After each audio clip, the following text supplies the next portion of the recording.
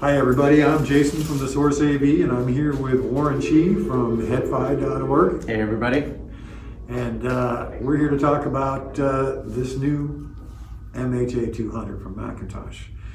We are deliberately showing you the MC275 and the MHA200 here so you can see that the MHA200 is actually very, very small. It's a big sound in a little tiny package, but I'm going to let you guys hear from Warren because Warren's been paying attention to how this thing sounds and performs all morning long. Yeah, and just straight off the bat, don't be fooled by the size. This thing's 6x9. It's very small in comparison, like Jason said, but this is the real deal. This is an absolute real McIntosh through and through. We've been listening to a bunch of headphones all morning and some IEMs. First question right off the bat, because I know this has been asked repeatedly. This thing is dead quiet. This thing is dead quiet. You'd have to put just the world's worst IEM on here to get some noise out of it, but everything I ran it through, including my UERMs, is my neutral reference IEM, my absolute reference, which is my Westone ES80. This thing, absolute black background. No worries there, no noise at all. As far as the overall sound, I actually brought, in addition to my UERM, which is my neutral reference IM, I brought my original Ether, which is my neutral reference headphone. Both of those I use as sonic palette cleansers because they are so dead neutral. And I have to say, the spectral balance of this is so good. It's not at all overly warm. I'm sure you've heard that as well. Right. It keeps in play from the bass to the mids to the highs very well. It'll exert its control over the driver, and it'll give you that bass if it's there in the track. But otherwise, no, it doesn't sound off at all. The mid-range of this is the McIntosh mid-range. If you're a fan of McIntosh or McIntosh owner, especially in recent years, you know what I'm talking about. It is a luscious, juicy, intoxicating mid-range. It is just fantastic. I loved listening to this for a couple hours this morning, and that's a big reason why. Did you notice, like I did, where it just seems completely open and unconstrained? Yes. Okay, so while I would not say that this is the absolute pinnacle in terms of high-end fairy dust, right? It just, as you move through the higher frequencies, it completely opens up and you just cannot tell where the drop-off ever happened. Right. It's just infinite. It's fantastic. I am really loving this piece of gear right now. It's a great piece of kit.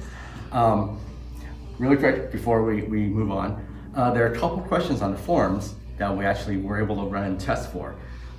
So in Jason's HEDDphone thread, carbon copy, you asked about the Grado RS series. We have the Grado RS1 here. I ran that single-ended at the 32 ohm setting, and there is no noise. No noise, no hiss, dead quiet. You don't have to worry about a thing in that regard. Thanatos 6 had a question about the LCD4. How does it sound with that? I believe this is the way that an LCD4 should sound. I've heard an LCD4 through a variety of rigs and a variety of systems, and it can range anywhere from sounding a little clinical and a little right. Sometimes it's a little woolly on the low end, which is not to say that's basic, it's just a little loose. But the key part of the LCD4 is that it is a mid-range headphone. I mean, it is just so highly evocative through the mid-range, and that pairs extraordinarily well with the McIntosh mid-range. It does, yeah, it definitely exposes all of it. It So does. if there was going to be a characteristic flaw, you'd notice it right away. Yes, and I didn't hear any of that. I found my notes here. I found it to be authoritative with the bass. I found it to have a very spacious and open sound. Honestly, I don't own a pair of LCD4s, but if I did, this pairing is how I would like them to sound. And I think you agree with that.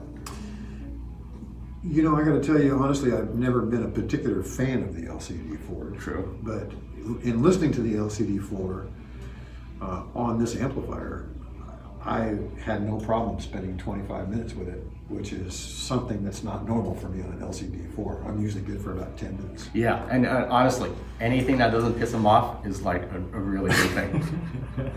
It's true.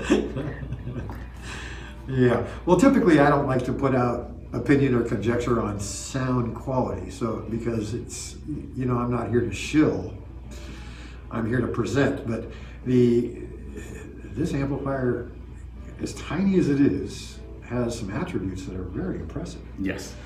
So one of the headphones that I thought was particularly stellar, and I don't know if you had a chance to listen to it, but the head, which is typically one that's hard to get going and really have the dynamics out of it and get all that, you know, get all that nice spread with the quickness. Yeah. Because it's capable. Yes. So while I wasn't able to get it to a point where a person who would like their headphones to be more about slam might not like that combination. But if a person is okay with, you know, higher levels, distinctly higher levels, but just not that exaggerated slam, it's a great combination. And while we don't have a Susvara, a hi-fi Susvara here, honestly, I don't think it would work. Yeah, I don't either. I think a Susvara might be just too much of a challenge. Yes. The Susvara is a beast, as many of you Susvara owners know. If that's your headphone of choice, this is not the amp for you. Not because I only say that because I've noticed that guys that come in here are Susvara owners are mostly guys that are into slam.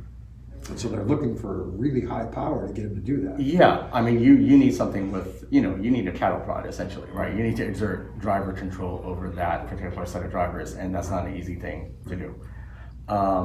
If that's what you want, this is not the amp for you. Not if you're looking for the slam, but if you're looking for just really good, you know, tonality and a level that's very appropriate, so you won't have any hearing loss for sure. Yep. I think it's overall pretty good. So you know, you can't use, like for example, you can't use the raw because it's a speaker driven kind of a thing. But on the head, you know, that's a pretty good headphone. Period. Yeah. And on this amplifier, it opened up pretty well. I was my first headphone that I tried was the Utopia, and because that's been my go-to amplifier for quite a long time, and so our go-to headphone for quite a long time, and I was really pleased. Matter of fact, you know that I was a big Cavalli user. Yes. And so Liquid Gold for a long time has been my amplifier. Your reference. Yeah, in terms of you know, how I like to listen to the Utopia. But I felt that same glamour within this amplifier at $2,500 versus, I forgot what the Gold cost. Was it like $3,000 or $4,000? It was $4,000. Yeah. At one point, it was a little more than that at $6,400. But and just to put this in context, for anyone that was around then that's familiar with how Cavalli amps sound, the older models, if you took a liquid glass and put in just some exquisite tubes like CVS Hytrons or something like that, I would say this sounds probably like a blend of a liquid glass with really good tubes and the Gold, somewhere kind of right in between that range. You know, I would say specifically I could make that connection in the mid bass. Gotcha. In the mid bass, you know, it's I mean, I listen to all kinds of music, but if I'm listening to things that are, you know, cello active, you know, where we're listening to, I love the sound of cello. I don't know, maybe I'm jealous because I'm a bassist. But the sound of a cello is one thing that's very, very difficult to get and really get that timbre. Yeah. And I noticed that in cello music specifically, I listened to some tracks that were just cello. And I was enamored. I was just going, oh my God. You know, it's interesting that you bring that up because that same quality also applies for the upper and mid-range. So in tracks that have, there's a Chinese instrument called an erhu, and if you're familiar with a Crouching Tiger, Hidden Dragon, you know, that type of music, the primary instrument you're hearing in that that's really evocative is that instrument. It's a two-string bowed instrument. Isn't that Jet Li and Michelle Yeoh? Was it Jet Li? Chow Yun Fat, I think. He's in there too, I think. Yeah. But that instrument, you know, in the mid-range and upper mid-range, it can be hard to reproduce in the sense that if it's done poorly, you get it sounds shrill. But this handled that perfectly. And just so you know, I can actually play the erhu. I was forced to play that as a child. Right. My parents thought that would be, useful somehow. It's not useful at all. Yeah, so anyway, well, actually, no, it's useful today because I can tell you what that sounds like. Right. And it sounds great. Right. So. So just to help you with some of the attributes, this is the cage that comes delivered with over the tube cage. It's a tube cage. So if you have young kids around that might be grabbing at hot tubes, this is good to keep on. Most of you guys are probably going to want to pull the tube cage off, just like the MC275. Most MC275 owners pull the cage off and they get to see the tubes. It does do an interesting thing on turn on. Instead of like the 275 where it starts off with an amber color and then moves to green when it's out of standby, this one blinks in green, and when it stops blinking, that means it's out of standby and ready to fly. So it's got some cool things. I will give you some kind of inputs. I noticed that, for example, when I'm on a headphone that really wants to see somewhere up above 350 and impedance, and you go to the 250 setting on this thing, you've got a very good sound, just not a lot of lift on gain. You can very simply go to the next setting at 600, and holy smokes, you better be careful and watch out for your ears, because it'll light up. So it's got a lot of power, and there's nothing written in stone that says you have to follow the impedance, I noticed. Did you notice that too? Yeah, very specifically, I would say if you guys are worried about the impedance setting altering the spectral tilt of the sound, it doesn't. As you move through the various impedance settings, it literally just gets louder. That's it. That's it. That's pretty much There's it. no other change. And then, what was the comment we were talking about earlier? Oh, where McIntosh on their website says that you can do kind of a backwards gain structure. Something that I don't know that I would recommend it, but hey, you can give it a try. It's a thing where they're saying that you could put the MHA200 into basically a unity function, and then use the structural gain on your DAC. If you're not very careful, you're going to get some crunch, and you're going to feel like the sound is compressing in on itself if you do that. And so basically distortion is going to enter into that challenge. And so I don't know that I recommend that, but hey, somebody at McIntosh thought that that may be a way to get it up in level if you're a hitter and you want to get it up loud. Give it a try, see if you like it, but just be cognizant of the fact that when you put too much on the front end of anything, it's going to just amplify that too much, and so you'll end up with including noise and everything. Yeah. So I'm not sure that that's the greatest advice. We've tried it a couple of different ways. I don't know, what did you think? I will try it that way. As you know, I'm going to be checking this unit out a little bit more, so I will try it that way a little bit more just to see what they're smoking essentially. But that is completely ass backwards to how I normally run it. I usually have fixed output coming out of my DAC, Right. and I control, I attenuate with the volume. Right. Oh, hey, I want to note something. While we do not think this would be applicable for Siswara, I want to note that this thing is not anemic by any means. At no point could I go beyond 130 on the gain dial. Anything above that, for me, hurts. It's just way too loud. It's loud. Way too loud. And that lets me know that there's a whole lot of headroom left in this thing that I haven't even begun to touch. So if you read the white papers at full output, it should still have 6 dB of headroom. I'm fine with that. Yeah. Which is plenty. So overall, it's for $2,500, it's pretty stellar. Yeah, and the fact that at any price, it is a real McIntosh. It is a real Macintosh. It is. I was not a fan. I didn't think they sounded bad, No. but I wasn't a fan of the MHA100 and 150. I felt them to be a bit patronizing.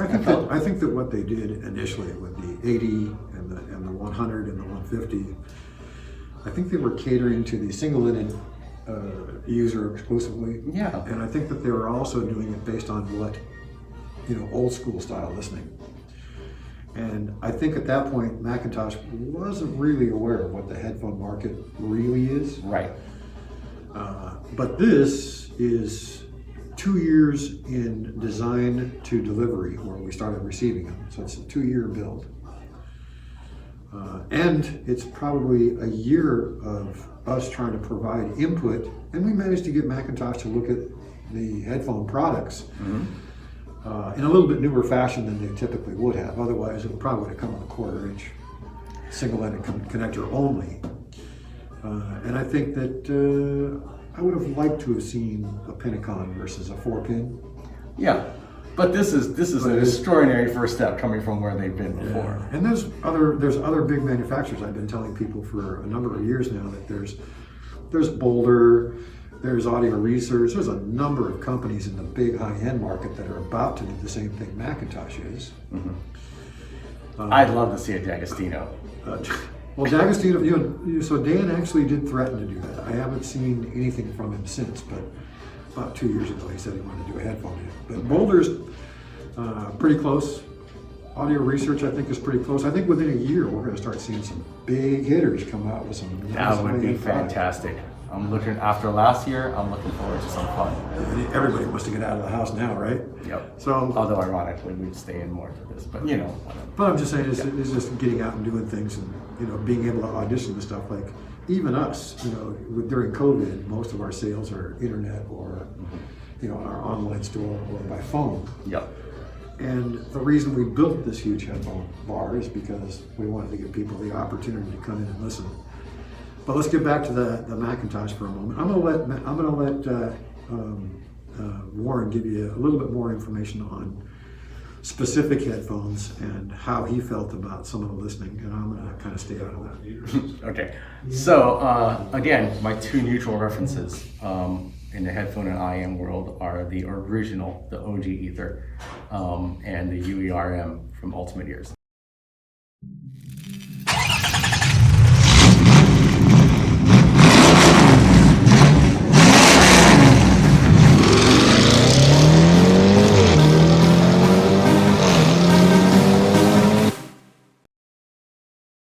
Okay, so as you can see, it's a working shop here. But yes, as I was saying, it's an incredibly well-balanced signature with just a little bit of extra bass impact when the track calls for it. It's not always there, but when the track calls for it, you can be sure that you'll have it, and it sounds fantastic. It is never loose, never woolly. Well, I did notice on some of the older tracks.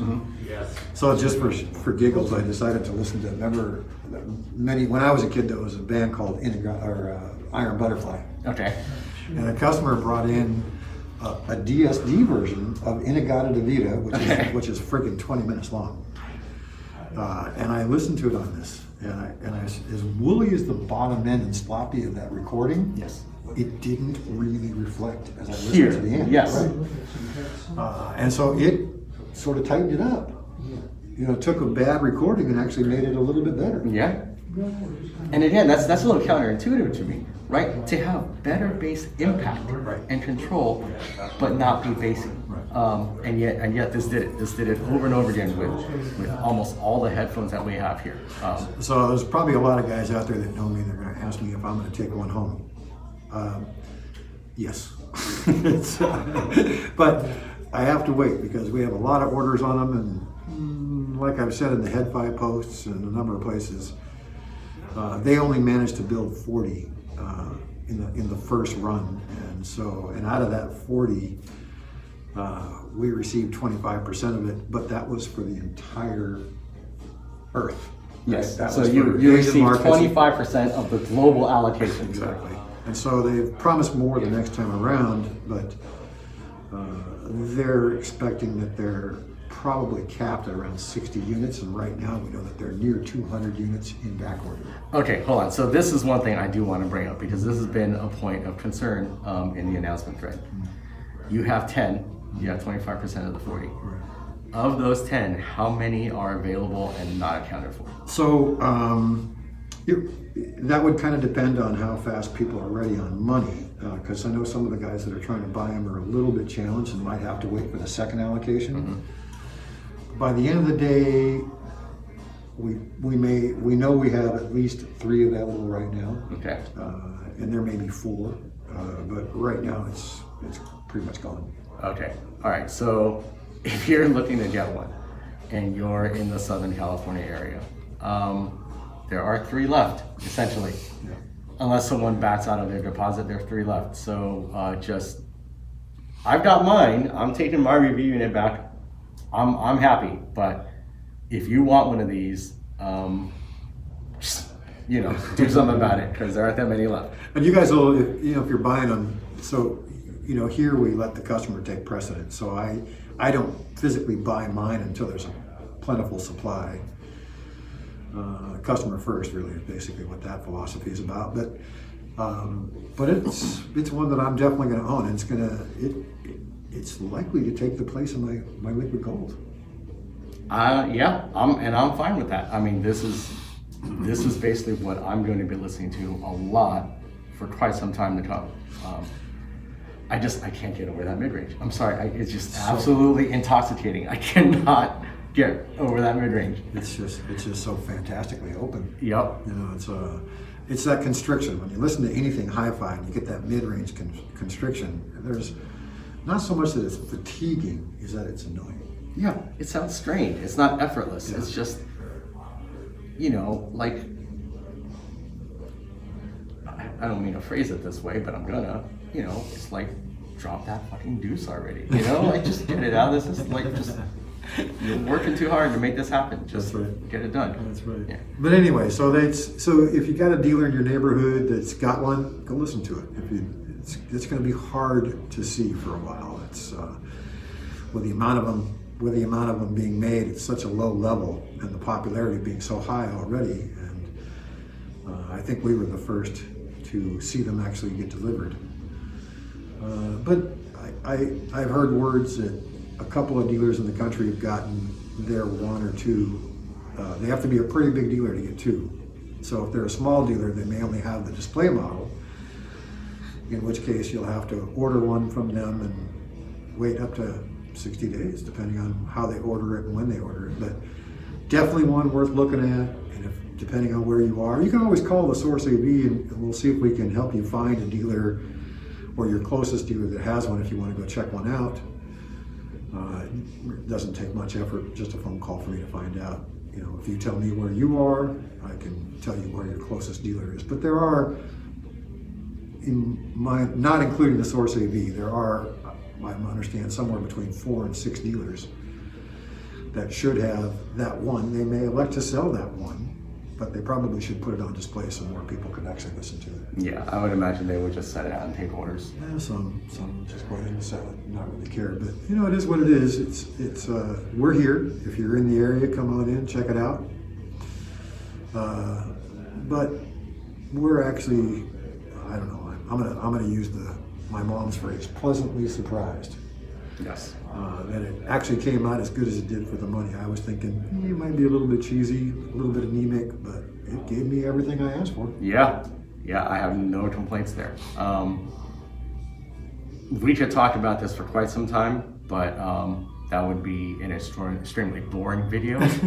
So let's not do that. But again, I am taking one home. I will be reviewing it, and I'm happy to share impressions along the way. I know Jason would be happy as well to share whatever impressions he has. So if you guys have questions, go ahead and go online, go on the HEDDphone thread, and just ask them, and we'll let you know as soon as we can, basically. Yep. But like I said, there's a couple left out of the batch we got in, and you're welcome to give us a call and see if it's available when you decide to get froggy and buy one. Now, are you keeping a floor unit here no matter what? Okay. We always do that. Okay. All right. So we'll sell our demos, but typically not until the product is always readily available. Right.